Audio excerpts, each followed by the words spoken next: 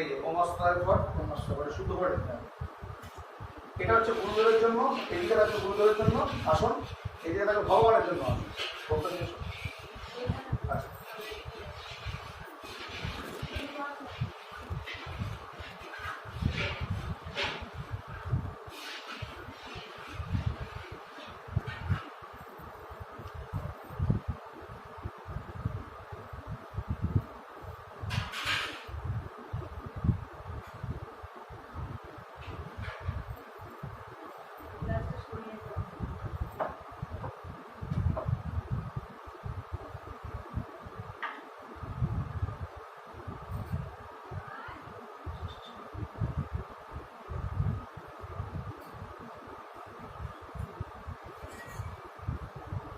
এসে গেল। এবার কি করতে হবে, আসন তার আগে চলে এসেছিল, ভোগ জলের গ্লাস সব চলে আসলো। এবার কি করতে হবে, আমাকে ভোগ শুদ্ধি করতে হবে। ঠিক আছে, ভোগ শুদ্ধি করতে গেলে ভগবানের পাত্র থেকে জল নিতে হবে, হাতের এই মাছ এখানে তার আগে হাত ধুয়ে নিতে হবে নিজের যাচন পাত্র থেকে।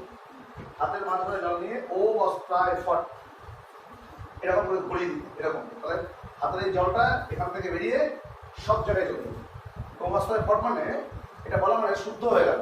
যদি কোনো খারাপ কিছু থেকে থাকে, সবজি এই আমান্নর সময় রান্নার সময় যদি কোনো কিছু থেকে থাকে দূষিত, এটার মাধ্যমে চলে যাবে। এবার কি করতে হবে, শুদ্ধিকরণের পরে এই মন্ত্রটা বিজাক্ষর মন্ত্র, এটা এইখান থেকে শুরু করতে হবে 10 বার। ঠিক আছে, ওম কৃষ্ণায় নমঃ, ওম কৃষ্ণায় নমঃ, কৃষ্ণায় নমঃ, কৃষ্ণায় নমঃ, কৃষ্ণায় নমঃ, কৃষ্ণায়।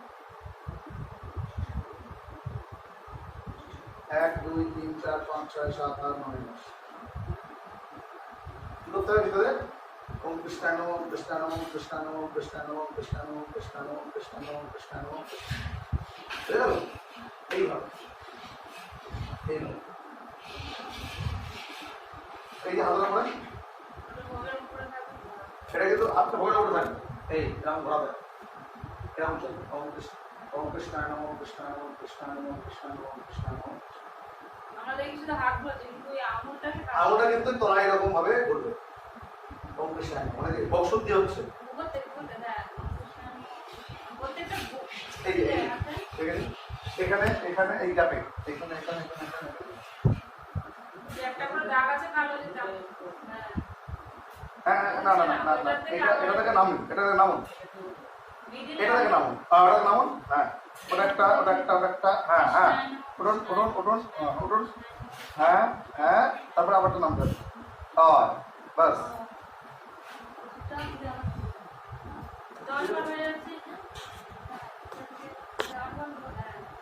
এটা হচ্ছে ভোগ শুদ্ধি। ঠিক আছে, ওম কৃষ্ণায় নমঃ, কৃষ্ণায় নমঃ, ভোগ শুদ্ধি। এইবার তুলসী অর্পণ। তুলসী কিন্তু আগে না, মানে কি করে আগে তুলসী পত্র দিয়ে তো রেডি করে দেয়, কিন্তু না ওরকম চলবে না। ঠিক আছে, কি করতে হবে, আগে অস্ত্রায় ফট, হ্যাঁ হ্যাঁ আগে অস্ত্রায় ফট করে তারপরে এই বিজাক্ষর মন্ত্র দিতে হবে, দিয়ে এবার তুলসী পাতা অর্পণ। তুলসীটা যেন ভালো করে ধোয়া থাকে, পরিষ্কার থাকে। হ্যাঁ, তো সব থেকে ছোট তুলসী দিতে হবে কোথায়, জলে, জলের গ্লাসে। তুলসীর এই বীজ যেন থাকে, যে ফোটা আছে যেন থাকে, অনেকে কেড়ে দেয়। হ্যাঁ, এই সোজা করে দিতে হবে, ব্যাস। তারপরে কি করতে হবে, প্রত্যেকটা আইটেমে একটা করে। এবার আপনি বড় দেন ছোট দেন অসুবিধা নেই, মন্দিরে যান অসুবিধা নেই, প্রত্যেকটা আইটেমে একটা করে তুলসী আছে, সোজা করে। সোজা করে বুঝতে পেরেছেন, পাতা যেভাবে সোজা থাকে সেভাবে।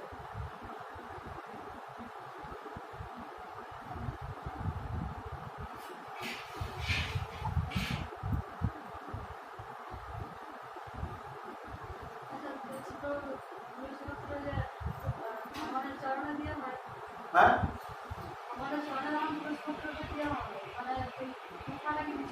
না ওপরে সাইড নাম করে আপনি সাইড করেন। তুলসী দেওয়া হয়ে গেছে না, তাহলে ভোগ রেডি। এটা কিন্তু প্রসাদ না, এটা কি এখন ভোগ।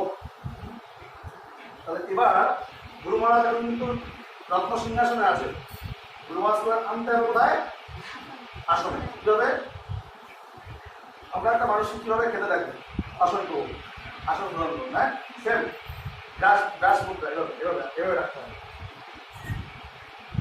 স্বাগতম সুস্বাগতম ইদম আসনম শ্রী গুরবে নমঃ। ঠিক আছে, স্বাগতম সুস্বাগতম ইদম আসনম শ্রী গুরবে নমঃ। হয়ে গেল। এবার কি করতে হবে, ঘন্টা বাজিয়ে গুরুদেবকে আচমন দিতে হবে। ইদম আচমনিয়ম শ্রী গুরবে নমঃ, এটা পাদ্দাম শ্রী গুরবে নমঃ।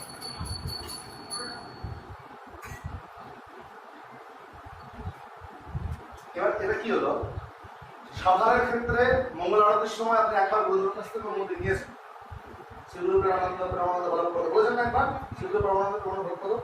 মঙ্গল আরতির সময় আপনাকে বলতে হবে, প্রথমে বলে দিচ্ছেন, পরে আর বলতে হবে না, মানে আসনে আনার সময়। কিন্তু দুপুরে যখন ভোগ লাগাবেন, আদরায় অন্য সময় যখন ভোগ লাগাবেন, তখন কিন্তু অবশ্যই কিন্তু আপনাকে আবার চরণে বলতে হবে। আমি আরেকবার দেখিয়ে দিলাম, ঠিক আছে। আমি ধরুন এটা আমি দেখাচ্ছি দুপুরে ভোগ লাগাবো, তাই তো? তাহলে আমি এই একটা ফুল নিতে হবে, এসব পুষ্পাঞ্জলি শিখতে হবে। তারপরে আঞ্চল করে শ্রীগুরু প্রেমানন্দ প্রেমানন্দ বলাৎপদ বৈজানন্দ প্রদানন্দ সেবায় মা, এটা বললাম। আমি নিয়ে এসে স্বাগতম সুস্বাগতম ইদম আসনম শ্রী গুরবে নমঃ ডাকলাম, দেখে আচমন ইদম আচমনিয়ম শ্রী গুরবে নমঃ, এটা পাদ্দাম শ্রী গুরবে নমঃ। এটা দুপুরের জন্য। আমি আরেকটা দেখাচ্ছিলাম মঙ্গল আরতির জন্য। মানে মঙ্গল আরতির সিস্টেমটা শুধু এইটা ডিফারেন্স, আর কিছু না।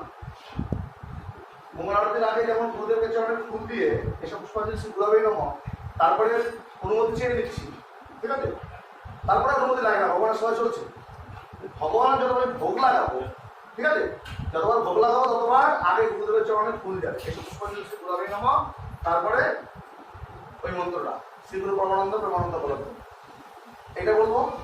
বলার পরে কি হবে, আসনম স্বাগতম সুস্বাগতম আসনম শ্রী গুরবে নমঃ, তাই তো। তারপরে এটা ইদম আচমনিয়ম, এটা পাদ্দাম। আচমন দেওয়ার পরে এইবার আমি ভগবানের চরণ ফুল দেবো। এইসব পুষ্পাঞ্জলি ওম প্রাণায়াম হবে।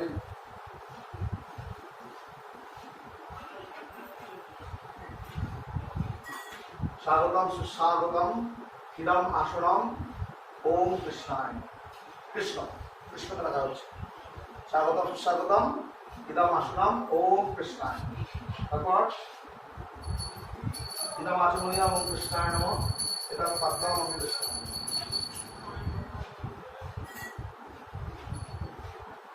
হয়ে গেল।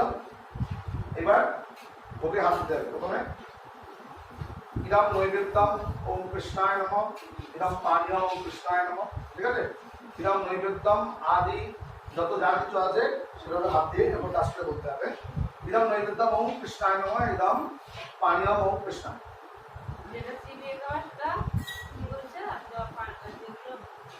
পানীয় হয়ে গেল। এইবার কি করতে হবে, চারটি মন্ত্র 3 বার করে।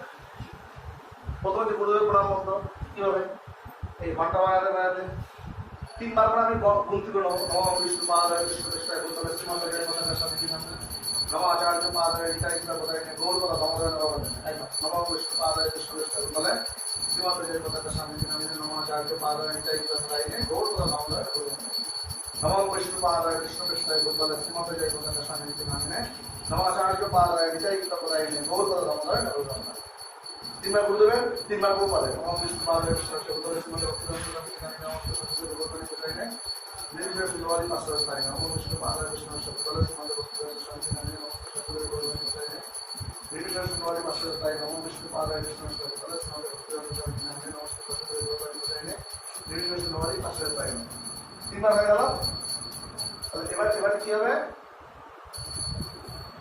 3 বার গুরু মহারাজ, 3 বার গৌরপাদ। নম মহাপদন্মায় কৃষ্ণ প্রেমদায় কৃষ্ণায় কৃষ্ণ চৈতন্য নাম কৃষ্ণ নম, নম মহাপদন্মায় কৃষ্ণ প্রেমদায় কৃষ্ণায় কৃষ্ণ চৈতন্য নাম কৃষ্ণ নম, নম মহাপদন্মায় কৃষ্ণ প্রেমদায় কৃষ্ণায় কৃষ্ণ চৈতন্য নাম কৃষ্ণ। হয়ে গেল। লাস্টে নম ব্রাহ্মণ দেবায় গো ব্রাহ্মণ হিতায় জগদ্গীতায় কৃষ্ণায় গোবিন্দায় নমঃ নমঃ, নম ব্রাহ্মণ দেবায় গো ব্রাহ্মণ হিতায় জগদ্গীতায় কৃষ্ণায় গোবিন্দায় নমঃ নমঃ, নম ব্রাহ্মণ দেবায় গো ব্রাহ্মণ হিতায় জগদ্গীতায় কৃষ্ণায় গোবিন্দায়।